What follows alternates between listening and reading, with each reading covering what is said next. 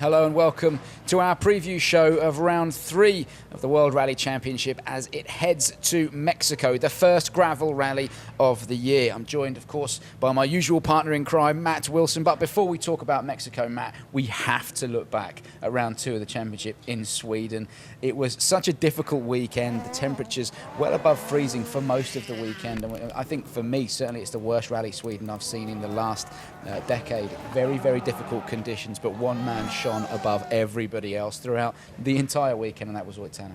Yeah, I think you've quite rightly said conditions proved very, very tricky, didn't they? And I think, it won't go down as one of the real classics in terms of, true winter rallies, but it'll go down as a classic in terms of the action that we've seen. And Tanak, what can you say? He was phenomenal from start to finish, wasn't he? One of the very, few guys that made absolutely no errors at all, and just looked absolutely phenomenal. And then, to top it off, he got the 5 power stage points, so come away with 30 and catapulted himself into the lead of the WRC Championship. Before we wrap up Rally Sweden, very quickly, quick word on Thierry Neuville. Now, on Friday night, he was actually down in 7th place, and he said to us, if I get a top 6, I'll be happy with that.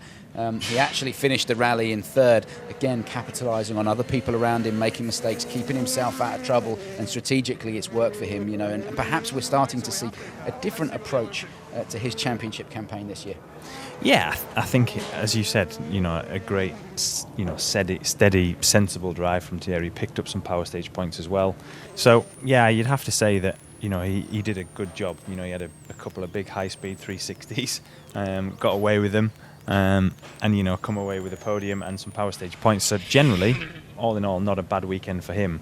And he's going to be second on the road come Mexico. So there you go, that wraps up Rally Sweden. Let's take a quick look now at the championship standings as we head to Mexico.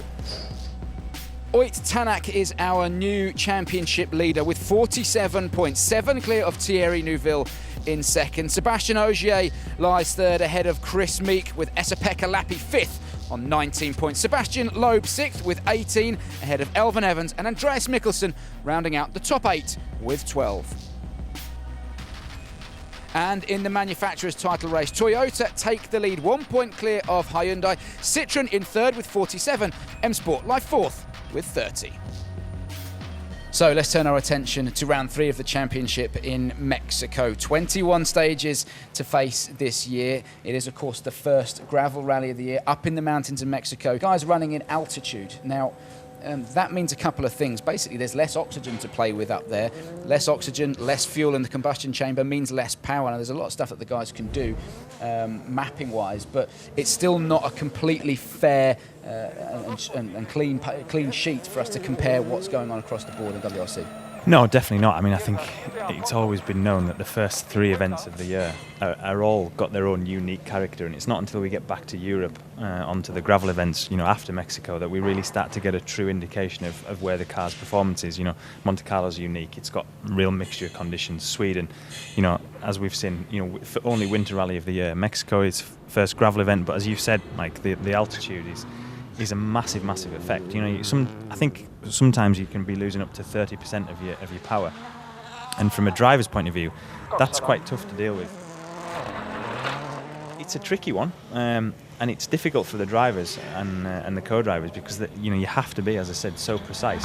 So yeah, interesting. And obviously the other thing that we haven't touched on is road position as well. That's a massive effect.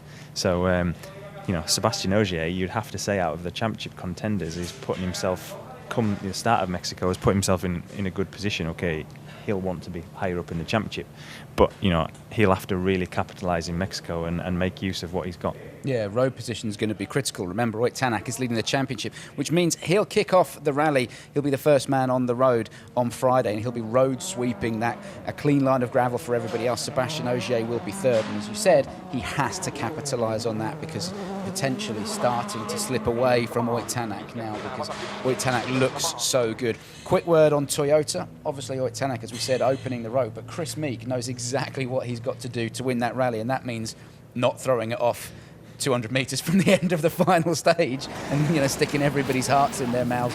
But I think give us some real excitement. Oh, it was brilliant. It was belting. I still think that Chris, particularly with road position, could mount a real challenge in Mexico. Yeah, 100%. I think he will be first gravel rally, he's bedded himself into the Toyota. As you say, he's got a great road position. He could be one to watch.